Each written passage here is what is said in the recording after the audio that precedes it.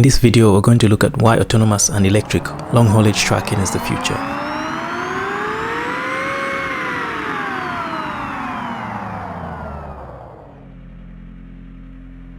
With unexpected events of 2021, we've seen the pandemic lead to various business processes being disrupted, leading to driver shortage within the EU as well as in the UK.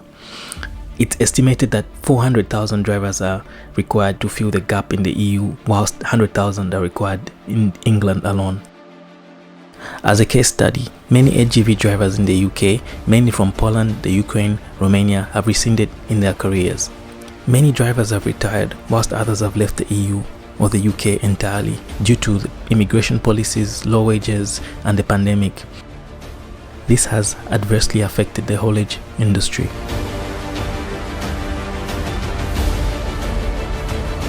According to current statistics, it's estimated that 37% of Petrol Retailers Association forecourts were out of petrol by the end of September 2021.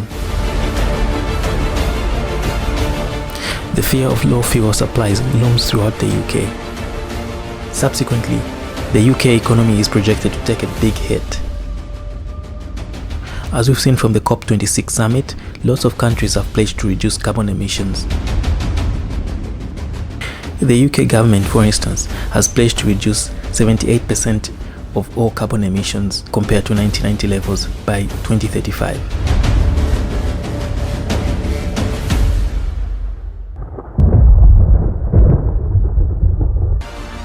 We have to understand the common myths that deter consumers from buying electric vehicles. Amongst these factors are cost, range, load, and charging infrastructure. I came across a paper by Peter Warden which explores the past initial cost barrier that deters consumers from adopting EVs. While the initial cost of ownership for EVs are relatively high, car tax, maintenance, including cost of charging and parts replacement, are relatively lower than internal combustion vehicles.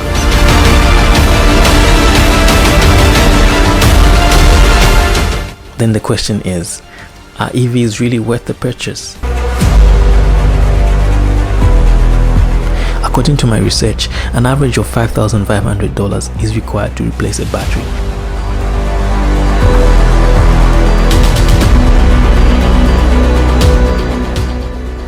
Range is another factor. While semi-trucks can average 1,600 kilometers per full tank, their fuel efficiency is quite dismal.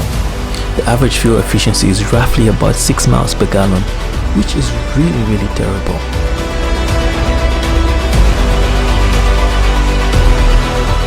Now, imagine how much carbon emissions are emitted by such vehicles.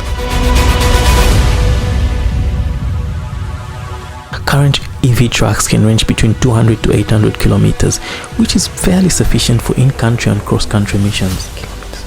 For instance, the Tesla semi-truck will have a maximum of 800 kilometers, but will cost over $180,000.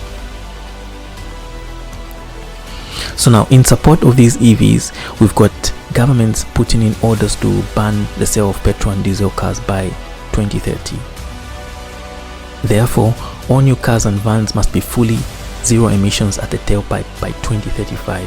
How feasible are these zero emission policies? Are they really applicable to the haulage service? Now, looking at the domestic case study of EVs, we look at the RT1, which is an adventure pickup truck with a range of over 500 kilometers per full charge. So now, I've been following this truck for a number of years.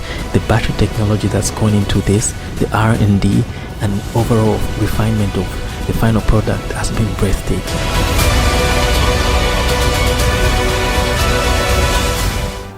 So now, let's get back to business. So now, this is the Mercedes-Benz Gen H2 truck, which is a fuel cell truck with a range of up to 1,000 kilometers. This truck is actually very applicable in very demanding and flexible long-haulage transportations. Now, this truck is not yet into production. It's scheduled to have customer trials in 2023. After years of research and development of new battery technologies, Daimler Motors has definitely bridged this gap. EV trucks are now a reality.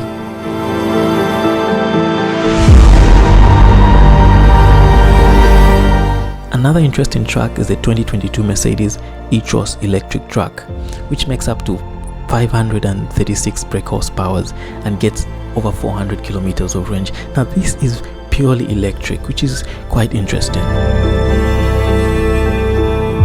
But on the downside, the Itros can only deal with heavy-duty short radius distributions. So we're talking of in-city travel or just within the outskirts of the city, but definitely within a short range.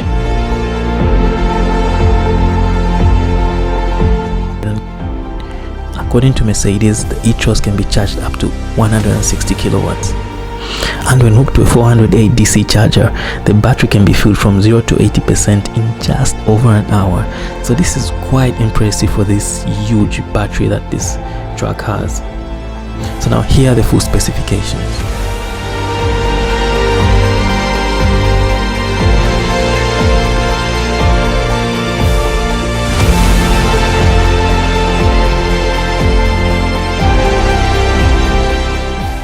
According to current research, the average lifetime emissions of electric cars are up to 70% lower than that of petrol or diesel vehicles.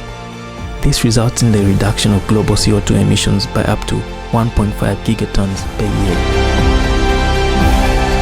Let's look at AI. Automation is not new to humanity. We've always strived to integrate machines, systems, processes into our daily lives. A perfect example is the pet robotic dog. Are we playing God? I digress. AI is here for the long run, to be part of our lives.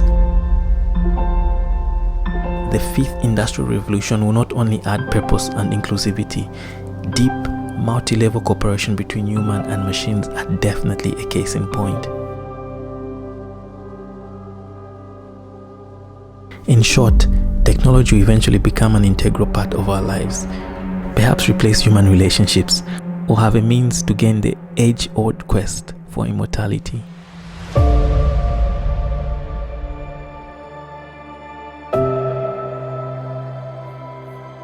So now with this not so futuristic science fiction engraved in your mind, let's look at how AI and transportation can be merged.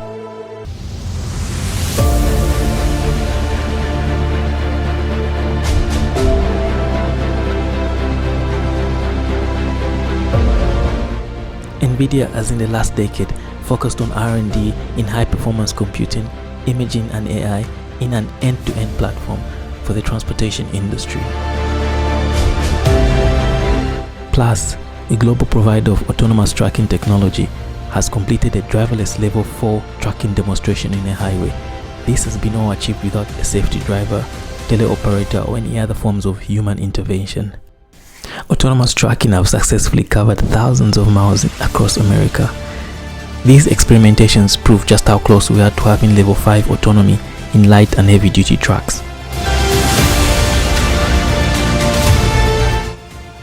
Who thought shopping would be fun? I can imagine a time we can order items from an Amazon Go store and have groceries delivered at our doorsteps within a short period of time.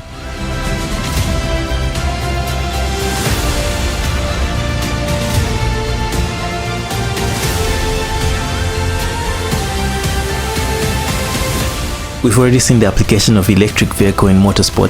Formula E is one such sport.